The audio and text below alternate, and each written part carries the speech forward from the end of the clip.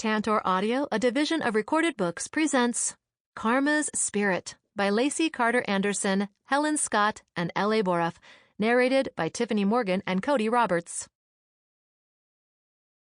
Chapter 1. Emma. Everybody dance. Rock your body. Tonight is the night. I held up one hand while trying to keep control of my laughter. Hang on, I think we're all singing different songs. Howling is more like it, Buster said from Carol's lap. My friends and I dissolved into giggles, with me barely able to keep my attention on the road. The old tabby had complained about our singing a couple of times already on the trip, but Carol had reassured us he was excited about being able to help. He was even a little proud when she'd told him we needed him for his excellent tracking abilities. So him muttering about us, knowing deep down he was happy to be here, for some reason made the trip even more fun. And yet, my merriment was tinged heavily by the knowledge that we were less than 30 miles from my old home, the home I lived in with my piece of crap nearly ex-husband for too many years to count. Yes, a road trip with my awesome friends was definitely lifting my spirits, but it wasn't enough to make me forget the disaster that waited for me at the end of our adventure. A disaster I'd wanted to avoid forever. But what was that old saying? Eventually, the truth always comes out? It was something like that. Another cookie? Dava asked from the back seat, and the grin on her face was full of mischief. I eyed the cookies in her bag and tried not to sigh. Is that why I was having such a good time when I should be sweating and clenching the steering wheel like I was running from a bank robbery? Dava's magic treats? Dava, those snacks you gave us? I glanced at her in the rearview mirror. Maybe I should have waited until I wasn't driving. She waved me off. I swear, they aren't that strong. And besides, I'm watching. I'll help keep you on track. Carol adjusted her knitting needles beside me as another song came on the radio. Beth leaned forward from the back seat and turned a familiar dance song up and started singing along. Carol dropped her hands, but the knitting needles still floated in front of her. After a few seconds, the floating needles began knitting to the rhythm of the song on the radio as we sailed down the highway. The click-clack of the needles hitting each other strangely added to the music instead of distracting from it, which is when Carol pulled out all her dance moves. Of course, her hands were free to dance to the music because her magic kept the needles moving, and before I knew it, I was joining her with one-handed dance moves of my own. "Do you remember this song?" Beth shouted from the back. Dava laughed. "At the homecoming dance?" And then I remembered, too. We'd gone as a group and spent the whole night dancing like morons, not caring if everyone thought we were idiots. I'd felt so dang free that night, so alive. And as I belted out the words, that old feeling came rushing back to me.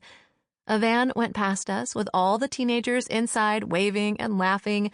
We'd been following each other for hundreds of miles. They'd stop at a rest stop and we'd get ahead. Then, a while later, we'd stop and end up meeting up again on the interstate. They passed us again now as we danced, all of them laughing at us silly women. But none of us minded one bit. When we were their age, we drove a little too fast too and maybe made some bad choices. Heck, who was I kidding? Weren't we on our way to try to find the ex I'd turned into a toad? Yeah, I was a safer driver these days, but I definitely wasn't done making mistakes. Hopefully, I was starting to make better choices, though. My mind flicked to Daniel, and I wondered for a second what he was up to while we were on our road trip. Beside us, another van sped up and passed us. I glanced at them and saw a mom and dad in the front seat. Behind them, the kids had their windows rolled down. All of them looked excited, and it made me smile. My ex and I might not have had a happy marriage at all times, but I remembered when my son would unroll his window on the freeway because he loved the feeling of the wind on his face. My throat felt a little tight as they drove off and disappeared around the curving freeway. This was one of those times where all the rough parenting moments faded away, and I just wanted a little kid to run up to me and hug me like I was their whole world.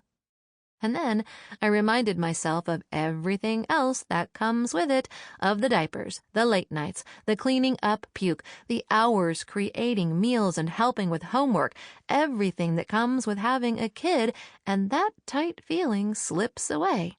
I think of having a nice cup of tea with my friends and not being interrupted, and actually having a full night's sleep and not worrying about where Travis was and what he was doing all the time because he was an adult now. Or, at least, I tried not to worry so much. Being in my 40s had its perks. Not even 5 minutes later, we rounded a large curve and I slowly hit my brakes, terrified of what I saw ahead of us, but worried I'd be struck from behind if I slowed too fast. The van of kids, now a ways in front of us, swerved to avoid a dark SUV going the wrong way on the interstate. But to my shock, the SUV just kept going, racing toward the van with the family in it just in front of us. I wanted to cry out, but it was already too late. The mom, who had been driving her children with Dad in the passenger seat, must have jerked the wheel because the huge vehicle tilted and rolled. I slammed on my brakes while the wrong-way SUV sailed past me at a horribly high speed. My friends all screamed, sounds of terror and shock reverberating through our car and ringing in my head. On the other side of the guardrail was a huge drop-off, almost a cliff. If they went over that, who knew if any of them would survive? I could picture newspaper headlines I'd seen about that spot, and none of them had a happy ending. Then I pictured the family in my mind and felt cold dread rush through me. No, I couldn't let that happen. I couldn't let a family die in front of me if I could help it. Without really thinking about what I was doing, I threw up my hands as the van rolled again toward the embankment on the right, stretching my karmic magic out. I slowed the rolling of the van with my magic, pulling on the van as hard as I could to keep it from flipping again, even though in the back of my mind I was sure its momentum was too much for my magic to stop, not in time anyway. But I knew I had to try. This deep sense of something inside of me yanked hard, but not quite tearing. It was an uncomfortable sensation that bordered on painful, and then there was a familiar awareness as every hair on my body stood on end. If this was my first time using my magic, no doubt the feeling would have distracted me, letting that van roll just enough to send them over the edge. But I gritted my teeth and focused on what I was doing. And to my shock, I managed to stop the vehicle on all four wheels like something out of a cartoon, although it was still crumpled and battered. A loud boom sounded behind me, along with the crunch of metal on metal, but when I glanced in my rearview mirror, all I could see was smoke and a few cars that had screeched to a halt. "Everyone okay?" "No," Buster grumbled, and I looked back to see him, all his hair standing on end, still in Carol's lap. "He's fine," Carol said, a little breathless. "Time to move." When we jumped out of the car, I looked back to find the SUV had slammed headfirst into the barrier between the interstates. My gut told me that this was bad, that a lot of people were going to be gravely hurt today, and I froze for 1 second, not sure who to go to first. Then a cool calm washed over me. The SUV would have to wait. The family had to be seen to first. As I raced toward the minivan, I had a moment of wondering if all parents had this superpower. Could we all keep our heads during a crisis so we didn't scare the kids? We made it to the passenger door to see the Dad unbuckling his seatbelt and struggling to get to the back. Carol yanked open the sliding door on the side, which was so bent in she surely added a bit of oomph to it to get it to open without the jaws of life. 6 children stared at us with wide, scared eyes. I climbed halfway into the car. "Is everyone okay?" "Please, let them be okay," I thought, as my gaze darted around the vehicle. I took in the kids and the surroundings in a split second. Cheerios and a variety of other snacks covered most surfaces, and juice boxes and water bottles were scattered around as well, not to mention the stuffed animals that had landed in awkward positions across the seats. "I think so," the mom said, her voice shaking as she unbuckled and turned in her seat. Her eyes were wide with fear, and I knew that there was the potential for her to go into shock, for all of them to go into shock, really, but I also didn't think that the parents would until they knew the kids were okay. We began the careful process of checking all the children over as sirens in the distance told us help was on the way. They looked scared, a little sore, but no one was bleeding, nothing appeared broken. It was almost a miracle. Or karma had done more than just stop them from going over the edge. I wasn't really sure. As soon as we knew nobody in the van was grievously injured, we turned almost as one and hurried toward the SUV to find a woman passed out. As I assessed the situation, I waved the others on to check on any other cars that had been involved. She'd hit her head, probably on the steering wheel. No airbag had deployed. Damn it! Her limp hand fell to the side, displaying a diabetes medical alert bracelet. My stomach turned and my eyes prickled with tears. "Can you hear me?" I yelled. I'd been angry, but it seemed like she was having a diabetic emergency. I'd heard stories about how easy it could be to mix up the two at first sight. I grabbed the woman's shoulder and leaned into the car, and a large, nearly empty plastic bottle of vodka fell out from beside her. The red and silver label glinted in the light as though it was mocking the whole situation. My gaze was glued to that bottle as I tried to make sense of what I was seeing. She moaned and moved her head, her eyes fluttered open, but her gaze wouldn't focus on my face. "I'm not drunk, just had a couple." A sigh slipped from my lips. My guess was this wasn't her first rodeo, which was sad in so many ways. Her bad choice could have had a very different outcome today. Now, though, she'd live, hopefully, with one hell of a headache and a lot of jail time. I turned back to see the ambulance pulling up and spotted a sign on the other side of the van I hadn't noticed before. As Carol, Beth, and Dava came to my side, they noticed my gaze locked onto the sign as I sighed. "Welcome to Springfield." "Well, that can't be a good omen," Dava muttered. She was right. If this was how my trip home was starting, I wondered how it would end. Chapter 2. Emma. The sun set behind the road as we left the flashing lights behind us. "Whoa," I muttered. Exhaustion crawled over my skin and seeped into my bones as we started to drive away. I was more than a little thankful that the bulk of the trip was over. Now we just had to get to my old house within the city. "Whoa is right." Dava shook her head sadly. "I didn't bring enough snacks to lift us out of this kind of mood." I wasn't sure there were enough snacks to lift us out of this funk. We'd sat by the curb as the ambulance had loaded the drunk driver up.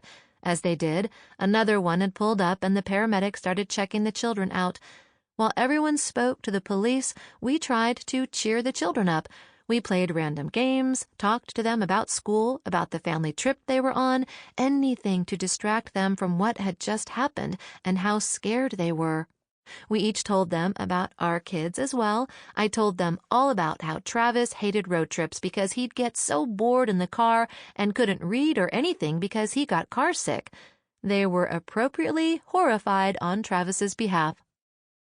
Once the police had finished taking the parents' statement, we waved goodbye to the kids and their parents, all of whom still looked shaken. It was our turn to give our statements. Of course, it went without saying that we left out the magical assistance I'd given the van. That wasn't something I particularly wanted to admit to, and since it wasn't something they'd believe anyway, it seemed safer and smarter all around to just omit that detail. Now, we were finally back on track, without the fun and frivolity of before the wreck. "Hey," I said brightly. "Nobody died, and if we hadn't been there, more than likely they would have." "True," Carol nodded decisively. "We saved the day." She glanced at me, then amended her statement. "You did. It wasn't us that stopped that van like that." The relief in her voice was almost palpable, and I felt the exact same way. Just the thought of what would have happened to that family in the minivan was enough to make me nauseous. I shrugged and tried to push it from my mind as I turned onto the exit that the drunk driver had most likely come up. It was the only way they could have gone to get on our side of the interstate unless they were off-roading, but there were no signs of that. None of the grass had tire treads, and there wasn't any mud on the side of the road. My dampened mood elevated slightly, but not too happy. Nervous, anxious, slightly terrified. "Oh, geez," I said. "I still don't see how this is going to work. Surely Rick and Candy have disappeared by now." Beth blew air between her lips, and it curled upward, making her bangs wave. "Nah, we can do a location spell on them. We'll get this sorted out. But first, I need a glass of wine and a rest in a chair that isn't a car seat," Dava said, grimacing as she shifted in the back seat. "Same," I muttered. "Maybe a bit of a walk." My hips and lower back were killing me. Whoever said road trips were fun was only right for so long. At some point, they became a guessing game of how to sit so you can walk the next day and not have a bunch of back pain. As I navigated the streets of Springfield, I thought about that drunk woman. She needed major help. Karma would want it. Somehow, I knew that she'd rather have the drunk woman get help than just pure punishment. And maybe something good would come out of this for that little family, too. I knew I'd appreciate Travis more if I almost lost him like that. It wasn't that I didn't love and appreciate him now, but there's nothing like a near-death experience to drive that point home, silver linings and all that. Buster stretched from Carol's lap as soon as I put the car in park in front of my house. It looked quiet, lonely. Bringing my friends here felt like I was seeing it again for the first time, only this time, everything looked like there was something off about it. The cedar siding had already needed to be repainted, and, in the few weeks I'd been gone, it had only gotten worse with paint flecks littering the ground in places. One of the shutters was a bit crooked, and I wondered if it had been damaged in a recent storm. The flower beds were overgrown and in need of a good weeding, and though the curtains were drawn, it was like you could see the state I'd left everything in inside, and though I didn't remember it clearly, I had the sneaking suspicion it wasn't good. The whole place had a forlorn air to it. "This is not a happy house," Dava said as she leaned forward from the back seat to peer up at the house. "Lots of bad memories there. You need to get it sold and move on with your life so a new family can start making better memories in it. Maybe we should sage it." She spoke as though the building itself had memories, and for all I knew, maybe it did. But I hoped whoever ended up buying it didn't get infected with my bad marriage or something. I truly wanted someone to be happy in that house.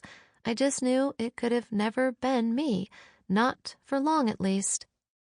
"There are good memories, though, too," I said. "Travis grew up here. All my memories of his childhood are painted with the backsplash of this place." I sucked in a deep breath and got out of the car. Let's see how bad of shape I left the house in. I didn't remember details, but I'd been pretty low before leaving town. I probably left dishes in the sink and garbage overflowing. "I hope it doesn't stink," I muttered. Carol chuckled. "That's what magic is for." I wanted to ask more about that. I mean, I knew she could knit without needing to hold the needles, but could she do things like vacuum without actually vacuuming herself? If so, this was going to be a major breakthrough in how I did my housework, provided I could make any of that magic work for me. Knowing my luck, though, Karma wouldn't lift a finger to help me do the dishes. When I unlocked the front door and stepped inside, no stink overwhelmed me. There weren't critters running around destroying everything. So far, so good. The fact that there was no smell made me more nervous than I expected. I stepped into the living room, but then furrowed my brows. "It's clean." "Well, you left it in better shape than you thought," Dava said. "No, I didn't." One of Travis's shirts had been slung over the back of the recliner. Oh, Travis has been here. There you have it. He's cleaned up. That wasn't like him, but stranger things had happened under heaven and earth. I moved toward the kitchen to find it spotless except for a coffee cup. I touched the side, still warm. Someone is here. Mom? I whirled to find Travis standing in the doorway, staring at me with nothing but boxer shorts on. Hey, Pumpkin, I didn't know you were here. A woman peeked her head around him. Hi, she said in a small voice. Travis stepped to the side, and a tiny slip of a woman stepped into the kitchen. She wore a long, flowing, mustard-colored skirt that had a flowery pattern to it and a creamy peasant blouse. Her golden blonde hair may as well have had a flower crown woven through it. It didn't, though. Instead, she wore a headband that was turquoise with a pink pattern on it that had threads of gold woven in at some places, making it sparkle whenever she turned her head. At least, she was dressed, unlike my son. Mom, this is Jacqueline. He smiled at the girl, and the sun shined in his eyes.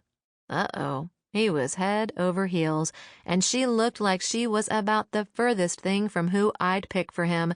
He was such a straight-laced kid, and Jacqueline was boho. That was a good word for it. She looked like she was into crystals and tarot and all that without actually knowing any of it might be real. I could imagine her saying that she wanted to go be one with the forest or something.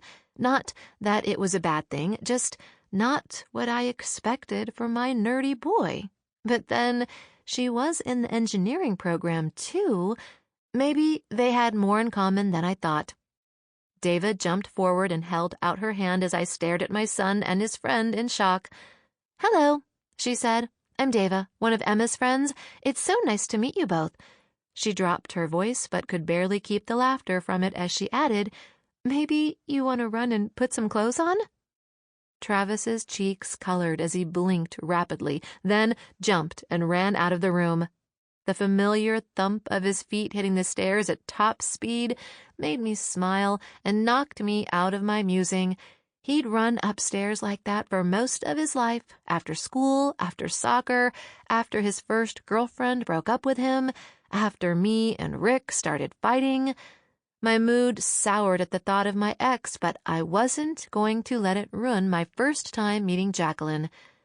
So, I said brightly, you're dating my son? Jacqueline looked at me with bright, worried eyes as though she was expecting a full interrogation of some kind. It made me wonder what her previous boyfriends had been like, or if she was hiding something that she didn't want me to find out about. Or maybe her previous boyfriend's mothers had been unpleasant. I shook my head a little to shake away the thought. Not everyone was suspicious and mysterious. This wasn't Mystic Hollow, after all. Chapter 3. Daniel. The wolf pack was in trouble. Again. So, you paying the damages? Sam rolled a toothpick between his teeth as he waited for me to answer, although I could see it in his face that he was already expecting me to reach for my checkbook, like I had 1,000 times before. I figure it's about $500 for me to replace that table and the 2 chairs. I glanced over at the members of the pack, sitting sullenly in cuffs. My hand went to my back pocket, ready to pull out my wallet. But for some reason, I hesitated. Was I doing these kids any good by always bailing them out? Ever since Thomas died, I'd been helping them out of trouble every time they managed to get themselves in these situations. I'd seen Nathan, Thomas's son, and the new head of their pack, hurting the same way I was hurting. But instead of keeping busy and trying to help this town the way I had, Nathan just seemed to be leading himself and the rest of his pack to complete destruction. Yes, I'd thought by this point things would be getting better. But judging by the boys' torn, dirty clothes and faces full of bruises, Things weren't getting better. And maybe it was my fault. As a bear, I couldn't lead their pack or tell them what to do, but I could stop enabling them. Something I should have done a long time ago, a decade ago when he died. I didn't know if it was seeing Emma that had brought this desire for change inside of me, but regardless of the cause, I couldn't go down this road any longer. It wasn't healthy, not for me, or for them. No. I drew my hand away from my money as the alpha, Nathan, looked up at me in shock. Not this time. Even Sheriff Samuel's eyebrows went up, but I looked away from his surprised expression to the boys. I could see it in Nathan's face. In all his 20-something years, he'd never been in a situation that this old bear, or his father, didn't step up and bail him out of. I hoped, even if he hated me after this, he one day realized that I did him a favor. God, I hope I was doing them all a favor. His father would have been disappointed in me for being so soft with them. Yeah, he hadn't ever let Nathan get hurt, but he also didn't coddle him the way I had. He was preparing him every day of his life to become the next alpha. He taught him right and wrong. He helped him to grow up healthy and strong.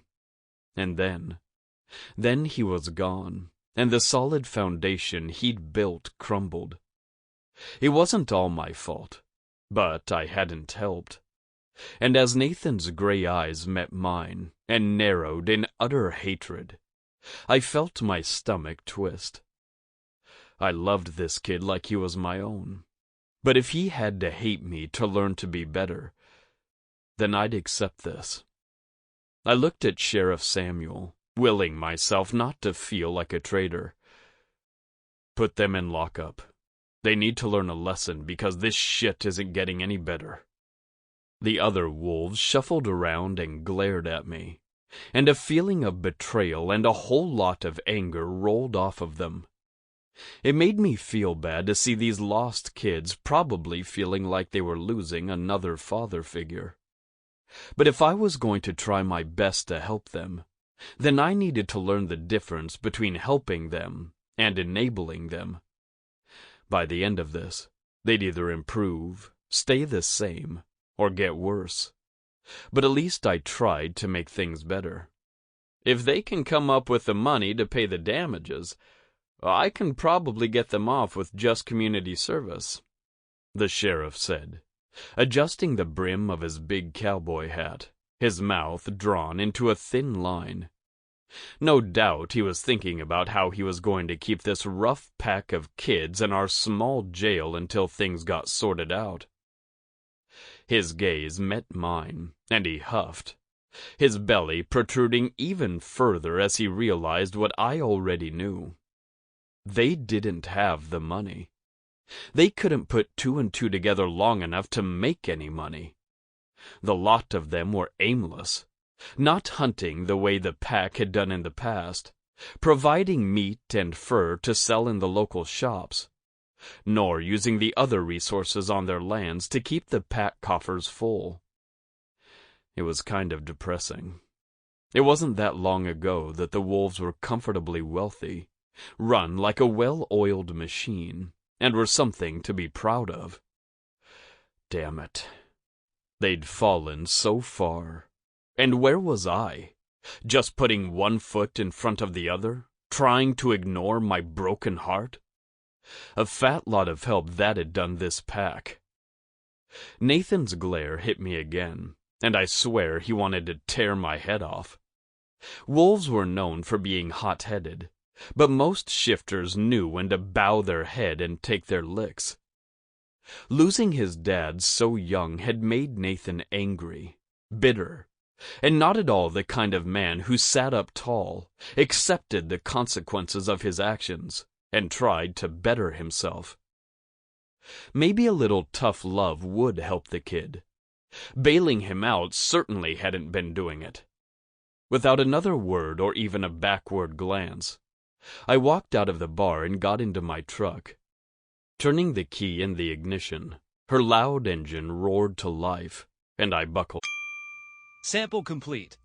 Ready to continue?